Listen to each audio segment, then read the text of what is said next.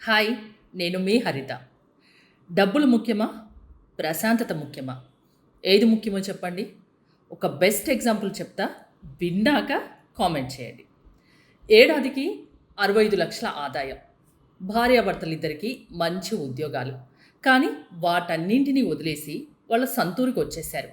ఎందుకో తెలుసా? అసలు విషయం చెప్తా. ఆమె పేరు సాన్యా దేశ్ముఖ్. ముంబైలోని అమెజాన్‌లో డిజిటల్ మార్కెటింగ్ విభాగంలో ఆమె పనిచేసేవారు. ఆమె సాలరీ సంవత్సరానికి 30-35 లక్షలు. ఇక భర్త సంపాదన అంటారా? వాళ్ళిద్దరిది కలిపితే సుమారు 65 లక్షల వరకు ఉంటుంది. మొదట్లో హైబ్రిడ్ వర్క్ మోడల్ ఉన్నా, ఆ తర్వాత వారానికి 5 రోజులు ఆఫీస్‌కు రావాలనే కండిషన్.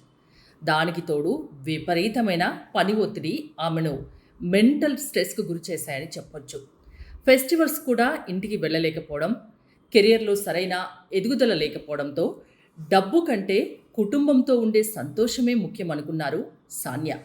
వెంటనే ఆ లక్షల జీతానికి గుడ్ బై చెప్పేసి సొంతూరు నాసిక్ వెళ్ళిపోయారు. అక్కడ తన స్నేహితులతో కలిసి సొంతంగా డిజిటల్ మార్కెటింగ్ ఏజెన్సీని ప్రారంభించారు. ఇప్పుడు ముంబైలో అయ్యే భారీ ఖర్చులైతే లేవు.